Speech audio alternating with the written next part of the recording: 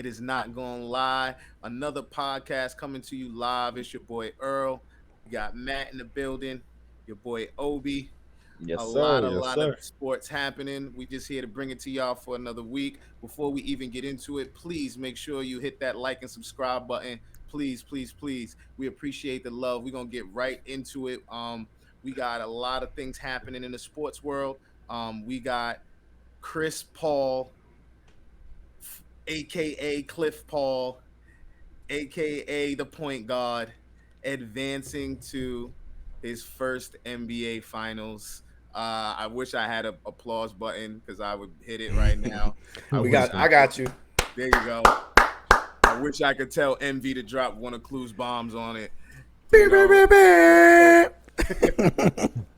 props to CP3. It was an entertaining series in my opinion. I know we're gonna get into whether or not that's actually accurate. But what are you guys' initial thoughts? CP3 advancing to his first finals. Yeah, I mean, congrats to CP. You know what I mean? He's done it. You know what I mean? Like, you know what I mean? If you saw him, I don't want to come off as a hater, but yo, this dude was OD celebrating. Obi, you always gonna come off as a hater. That's how you gonna come off with some of these players, bro. Yo, listen, this guy, not him, but the team in general. Yo, they had a parade. You know what though? Only Obi, yo. You know Only what though, Obi. Matt? You know what though, Matt? I don't know if it made me think that they celebrating too much, but I definitely initially thought, I hope they're not winning their championship right now. They're You know what I celebrating mean? for Chris. They're celebrating for Chris. No, I agree, but that No, they doesn't literally had a change- parade though. They was in the cars. He's driving I the mean, I street. guess- It's not the hold on. Full disclosure, it's the first full time. context. They've been having parades after I think every series. Like DeAndre Ayton was hanging out the sunroof, the first series they won and everything. It's not the first time that they celebrated like that this playoffs. Yeah. Go ahead, no, but I was just saying that to highlight that I kind of feel you on that, Obi. You know what I mean? Like I had a similar feeling. So, let me give a little background story. Me and my friends would be like, didn't Chris Paul already win a chip? Because after he hit that game winner against the Spurs, he was OD crying. Like it was like the second round. It was the first round. He was crying now. That was a miraculous shot, man. It was not miraculous. It was a regular shot. It was a good shot. It was dope. It was a dope moment. Like, how did he get it up? Type of. Yeah. I remember, but he was OD crying. So I was like, yo. He was like when Jordan won the chip and he was on the floor like so to see. So then the seat, man. but you know, Pat Bev pushed the cry out of him this time, so he didn't cry after the game. But you know, he had a little, he had his little. Now you saying Pat Bev made him cry? Also, No, I said he pushed the cry out of him. He pushed the cry out of him. Okay. I got you. So he got that cocky swag after the game, like instead of you know all sentimental. But yo. But nah, you know what? He deserves it though. When somebody pushes you on the floor like that and you ain't see it coming.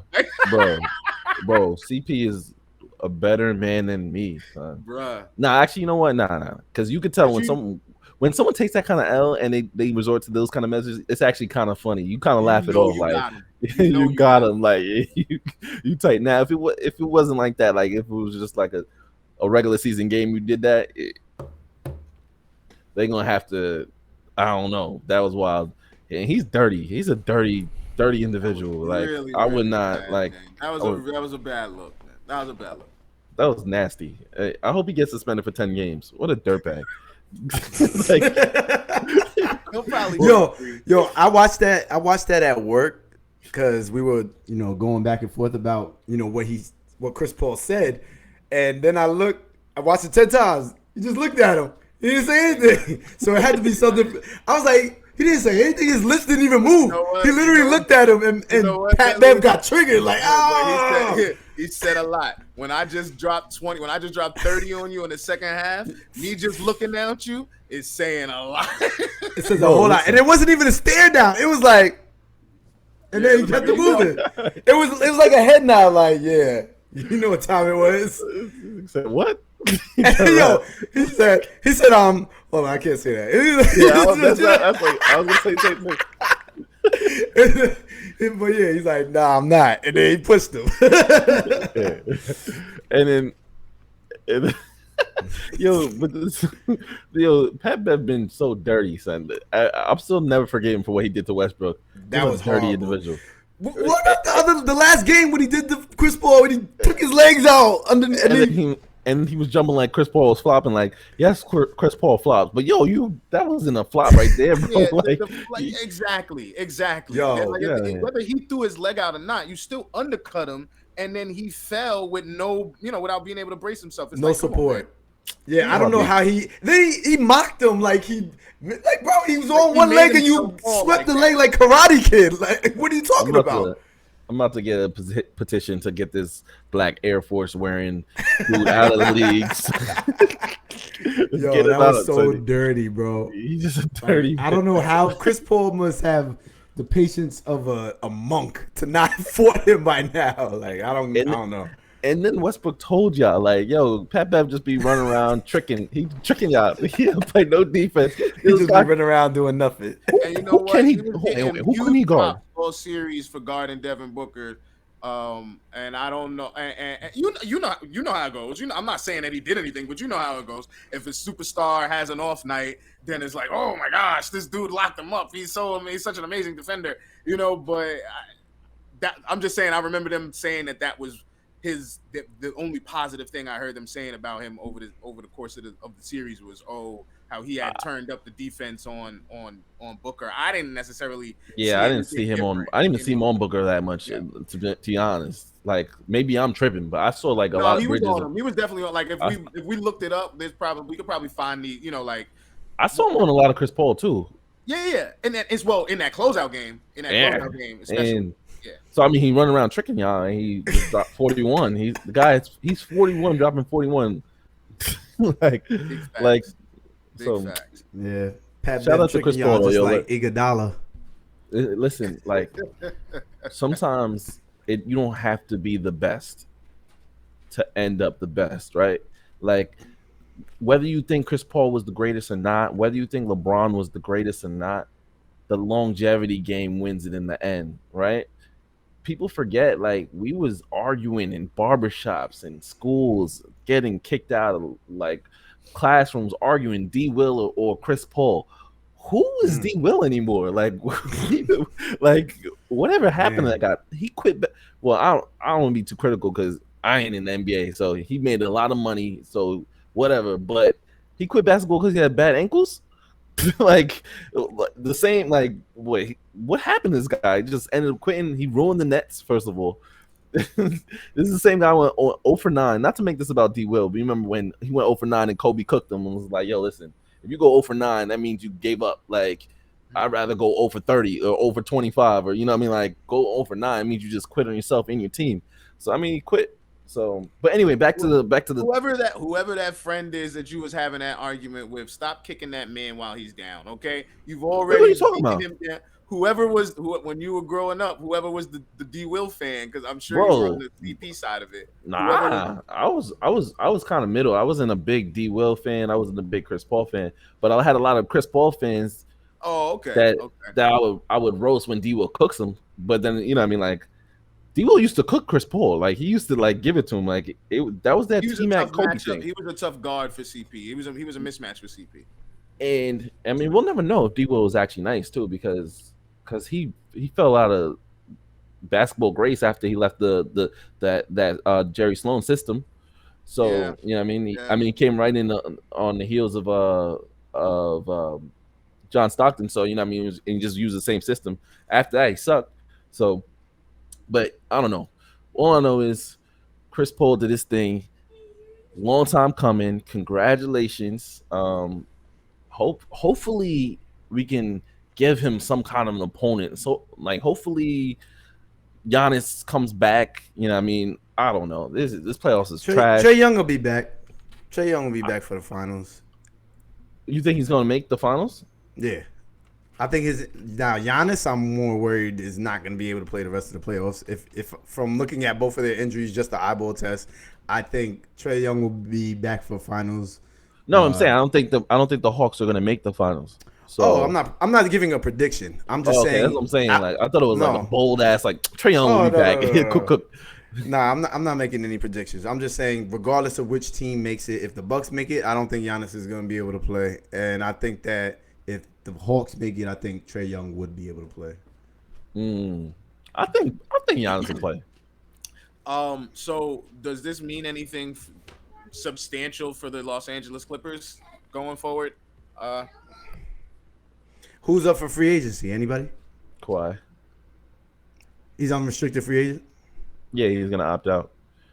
Re up. He's gonna probably re up because there's I mean unless somebody like who would want to pay him and at the same time the Clippers have no option. It's just a bad combo. Like I mean it's just a perfect combo. You know like I don't. The way I don't want to say forced his way because he was a free agent, but the way he mhm. went to the Clippers, it was you could tell he was determined to go there. You know what I'm saying? Like I don't Yeah. really think any other team had a chance at courting him at all in free agency. I've never heard any rumors of him being unhappy since he's been on the Clippers. So I'm agree with you, and I think that he's definitely gonna re up with the Clippers. I don't even think teams will really go too hard trying to recruit him because they'll miss out on other free agents trying to recruit somebody that's not leaving. Somebody yeah. he's a difficult start. Go ahead. Okay. Yeah. Yeah. I was just gonna say quickly that um, I agree. And I don't see any based on although they lost the series, I didn't really realize, besides not having Kawhi, Serge was out the lineup. They were mix and matching, some of the other guys. So Paul George did play well. I'm not gonna say that he didn't over the course of the postseason play well. So if I'm Kawhi, I mean, outside of really finding another juggernaut to go join, I think that this is probably still, his best bet, like in terms of how the rest of the league is shaking up. And I'm not saying that they're gonna come win a championship next year, but if I'm Kawhi, although they lost, um, I still gotta feel like this is probably my best chance if we come back next year. Mm. Yeah, I just don't think he has another option. Like Mm-hmm. I just don't see teams really. It, I'm sure if he was just sitting out there in free agency waiting, some team would just be like, "Yo, all right, like let's take the chance." But like, who would want him right now? Like, he's he's a he's a diva, and he doesn't really even lead your team like vocally, right? So it's like, it's just a, it's just. I'm not saying like Kawhi is the man. He's dropping 40 in the playoffs, but when he's healthy, right? So he's a diva that plays 50 games 50 to 60 games a year. And then when he's in the playoffs, he's not really even healthy right now. So it's like, do you take that risk? And then, like, and you got to understand, they're walking on eggshells. We still don't even know if Kawhi is out for the season. Like, if they made the next round, they couldn't even tell you that because they're so afraid that if they give any kind of information, like normal people would, like normal teams would, that Yeah. Kawhi be like, "Yo, you're telling my stuff. I'm out of here. I'm never coming back." So it's like, I think he's definitely coming back to Clippers. I'll I tell mean, you I could be what. wrong, but I'll tell you what. I really do wish that we would have got to see both of these teams, at full strength throughout the entire postseason. That's what I will say. And with that being said, the the real winner of the postseason right now is injuries. Yep. Injuries is really winning. And it has ruined the postseason in a lot of people's opinion. Yeah, the injuries have really messed up. LeBron voiced how he felt about starting the season. Uh, what he felt was prematurely with short rest. Well, it's not what he felt. It was short rest. It's not an opinion. And he felt that the short rest in between the bubble and the NBA season starting again is the major contributing factor as to why Giannis is hurt and Trey is hurt and all these Kawhi is hurt. LeBron himself was hurt for an extended period of time and he never really gets hurt.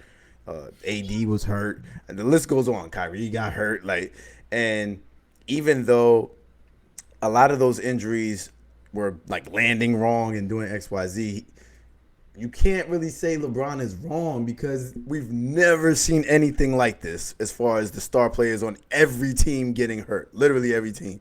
So, Shaq, responded to that and basically was saying, basically you're getting paid a lot of money to do a little bit of work, and stop complaining. That's the crux of what he was saying.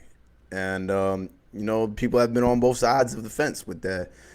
Some people taking Shaq's side, some people taking LeBron's side. I'll toss it up to Obi. How you feel? Oh, I mean, yeah, Shaq was saying, you know, I, I mean, it's hard to argue with both sides, right? It's just like because LeBron is like LeBron went far in the championships. I mean, he won the chip in the bubble. So it's like he needed the rest the most. At the same time, it's like what were the other options? Like he didn't really display any other option. Like they had to start the season when they did, or they wouldn't be able to make the Olympics. And Mm. and that was like he came up with no other alternative. He just started bitching and moaning. So it was just like Yeah, yeah. it's like, bro, shut up unless you have something like an alternative.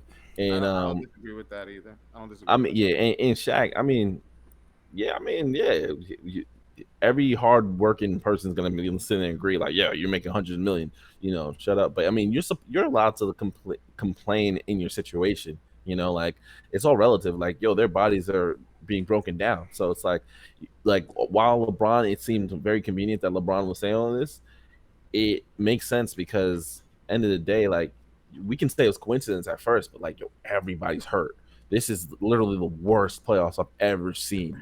Like like and I'm hoping for Chris Paul, like we were saying, I'm hoping for Chris Paul's sake that Giannis comes back so they don't like belittle his championship. I So know it's like he exactly what can you're beat saying. Yeah, somebody because he hasn't played a healthy team.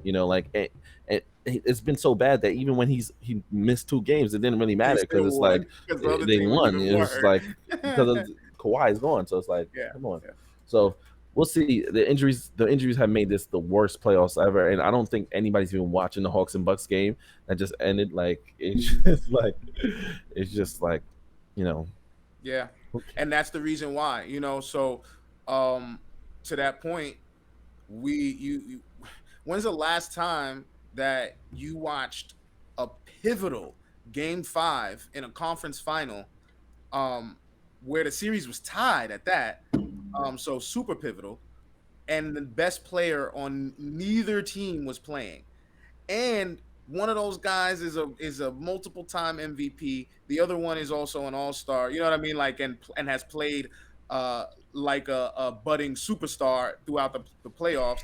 You take these guys off off their teams, and it's like, all right, I could watch an AAU Yeah. game for this. You know what I mean? Like just being honest. And it is unfortunate, and I just to be completely honest, in a prior pod we had mentioned um that a lot of the injuries were action injuries, that they weren't necessarily injuries that looked like, like some of them were just freak in Mhm. the moment injuries. They weren't necessarily injuries that were like hamstrings and things like that. But when you now have this accumulation, you know what I mean? And it's all of the primarily guys that had played, well into the seasons last year, outside of what, Chris Paul, right? Well, he's playing again. Um, you gotta put some validity to the fact that this shortened season or the extended play or whatever you want to call it is somehow affecting, the product, right? That's what's happening now. It's affecting the product, and that's just a fact. And the only thing that I would say about Shaq's comments, I mean, I find myself thinking that way often, not only about, athletes, but about, entertainers or anyone that I deem or feel like on the outside, they may be, making a lot to do something that isn't as difficult, right? Or isn't as impactful, right? Like it's always crazy to me, and this is just a tiny bit of a tangent, but right, it's always crazy to me that like doctors and lawyers and teachers, starting salaries are one thing, right? And these are like the essential people in the world, right? Like when the world shut down, they were the ones that still had to go make sure we were good, but there's some of us that get paid hundreds of millions of dollars to bounce a ball or make movies, and and it'll never even out in that way. But all I would say to Shaq is, uh, I didn't hear you saying those owners are they're making even more money to do even less. You know what I mean? So there's gotta be some accountability on that end as well, in terms of, them complaining about losing money because if we don't start the product now, it's like, well, damn, you can afford to lose the money. You know what I mean? Like, so I think that on both sides of things, I'm not saying that either one is right or wrong, because the business is the business. But I just think if you're going to tell the story, you need to tell both sides of it. It's all the time where players get painted as the bad guys, right? Because I want to leave or because we want to join up. Like, the term super team never existed until players started picking them themselves. Like, general managers weren't putting super teams together for, like, that's your job. Your job is to put the best players together that you could on the team. No one had a problem with that. So I just think that, sometimes it's a double standard in terms of the players and the ownership. And if we didn't have so many injuries going on in the postseason, this would not be a huge crux of our pod today, and we wouldn't be talking about it for 15, 20 minutes. We'd be talking about basketball. Yeah, no, for sure. And one thing I'll just say is, I'll take a harder stance and say Shaq was out of bounds. I think it's super whack to just be like, yo, you make a lot of money, shut up and be cool. Like, you know what I mean? Like, but at the same time, I think LeBron shouldn't even give him anything to complain. Mhm. Like, he shouldn't be like complaining out loud about this, because it just sounds like an excuse, in my opinion. But LeBron was 100% right. It just didn't. It shouldn't have been him to say it, especially because he was, crying in the beginning of the season. So it is what it is. But speaking of counting pockets, you know what I mean? It's time to count these NCAA pockets. These kids is out here able to make money now. You know what I mean? And That's how I feel about salute. Give my man Reggie his trophy and his records. it. Put him back in the record book and give him his Heisman today. I want my man's Heisman in the mail. Like, Give y'all it back. got a lot of folks that y'all was doing dirty Yeah. and throwing under the bus over the years. A lot of young That's black a great men. point, Bentley. A lot of young black men, and the one that I wanted to make, I'm glad Bentley was on that and that thought process. Listen, man, the NBA, the Basketball Hall of Fame. Always gotta quote it because it's trash, and then they let everybody in, especially. Well, that's another topic for another day, and I'll talk about that in the summer. Stuff. Don't waste that. That's good stuff. But it's no coincidence that they let Chris Webber in finally. Right before they think they slick. Chris Webber big should have been a Hall of Famer, but they didn't let him in because, I'm telling the audience, they didn't let him in because of what he did when he was a kid, when he was an 18-year-old kid that he accepted money, and they punished him till he was a 40-something-year-old man. Like, it's crazy. And then the year that they know it's coming to the end, that kids can make money outside of the team paying. Let's get Chris in there. Let's get Chris in there. Let's get him in here because we look crazy. Let's just get him in. Come on now. Because he's still. Oh, why? Because he's still the face of our entire sports university. All these years later, the biggest faces that you associate with Michigan basketball is still Chris Webber. It's still the Fab Five, and it's like, come on, man. And you, yeah. It's ridiculous. That's a good. I didn't know. I'm glad you were saying that you weren't going to tell us where you were going. I'm glad, because I did not think of that angle at all. But I definitely think that you onto something, even though I can't stand Chris Webber. But my friends are gonna call me conspiracy theorist. But that's a big coincidence that randomly this year Chris Webber's in a couple months before. Nah, yeah, I know what time it is. But I think also. The leagues, and when I say the leagues, I mean the NCAA. We're starting to see the writing on the wall in terms of how much player power, how many people that knew the right things were really starting to get in these guys' ears. And it was like, okay, we're either gonna completely lose college sports, because in my opinion, I know that might seem like it might seem like you stole my point. Oh, but I think, I said it all the time that I think the stardom of these kids now would allow them to have their own league would allow them to promote themselves as their own brand outside of the NCAA. You know, like the NCAA is not a necessity anymore as a bridge to the NBA. So you better start making it a form of employment if you want the Yeah. best players to still come there, you know. Yeah, to piggyback off of Earl, and this goes back to, that's why I love LeVar Ball. Am I saying his name right? Because Yep, you're right. he was teaching this ownership aspect with the sneaker. Even though the sneakers failed, I don't know the status of it and then having LaMelo, the rookie of the year, top 3. I think he was second or third overall pick. Didn't touch college at all. That was And my next point.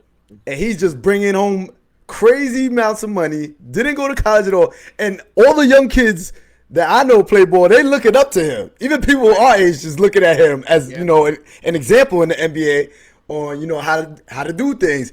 And they notice all of this. Oh, I don't have to go to college to be a great NBA player, and I can start making millions before I am eligible to go to the NBA. Like Earl said, the writing was on the wall, and they knew that this trend was going to catch on of not going to college, making more money before you're NBA ready against easier competition, honing your skills. And who's to say that the Europe competition is not better than college competition? You know what I'm saying? And then you're coming into the NBA And more NBA ready. let me with money in your pocket. Let me jump right back in really quick just to play devil's advocate for the the college scholar, or the side of the argument that says, hey, whatever university changed my life. It was an experience like I never had. I be playing for this university, wearing it on my chest. It was amazing. The experiences that I had with my teammates, my brothers, blah blah blah. All of that is accurate, and if that is how you feel, that is your choice. The difference now is if I'm trying not to curse, but if I'm nice as F and I have the business savvy, or I'm moving in the right places, or I've created a brand for myself to where I can now market it, then you got to come with the cheddar. You know what I mean? Like, period. Yes, sir. I'm making you money. Sir. You got to make me money.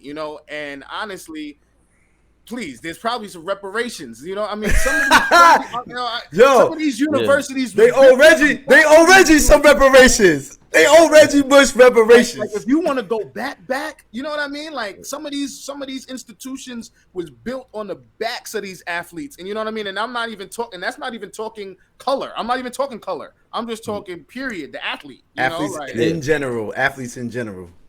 So before I get super lost, I'm just gonna touch on one thing Bentley said.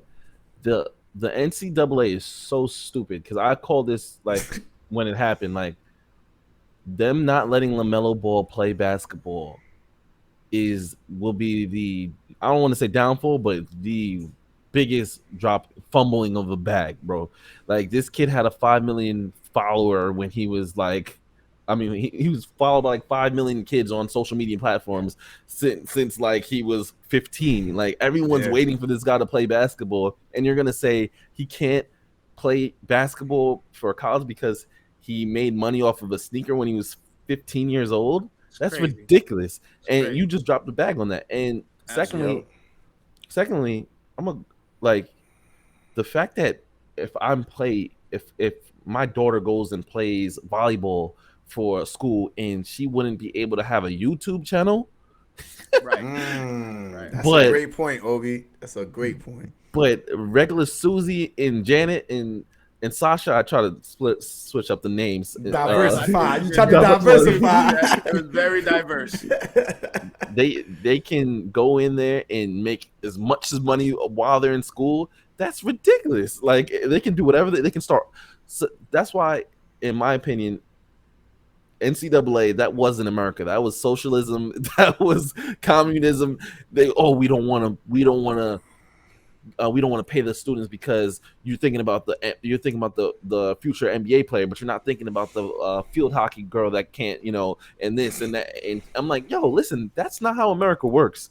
You get paid for what you're worth. Like, yes. And Yeah. if the star running back on the team is getting paid 500,000 and the left or the kicker is getting not paid at all, but he made the team. That's how it works. That's how it works in real life. We're preparing these young men for real life. So that whole thing was hogwash. Last thing I'll say is, you know, it's gonna be crazy for football. Like it's gonna be super crazy, and it's gonna be very helpful for a lot of young black kids because these kids will be. I mean, these schools will be forced to offer these kids more, and not just the school, but the boosters and whatnot. So, for example, let's say a linebacker's coming in. You know, they won't just be able to use up his juice because I'm not talking about all these kids don't go to the NFL, right? So Right. they won't just be able to squeeze the juice out of this kid and then just let him go off and who knows what happens to him after he used all his talents. No, they're gonna have to say, listen, if you come to my school, I guarantee you a job after because these are boosters. I guarantee you a job after. And what's going to show off is 4 years later that this guy made X amount of money for his family, and then he's still making money, and other kids are going to sit there and say, should I go to college or should I try to do something else? Oh, I'm going to go to that school because I see what's going on with this kid, because now they have to offer these kids everything in order for them to come above the table. You know what I mean? So I'm happy for these kids. Yeah.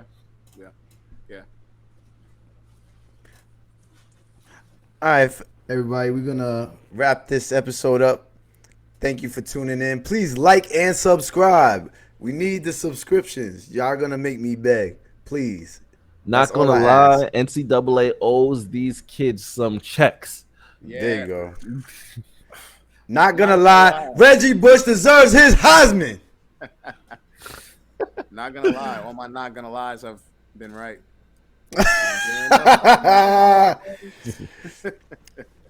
Yes, thank you everybody for tuning in. Please come back, like and subscribe. We love y'all. I don't remember half my not gonna lies. I'll be smoked. I'll be super drunk when I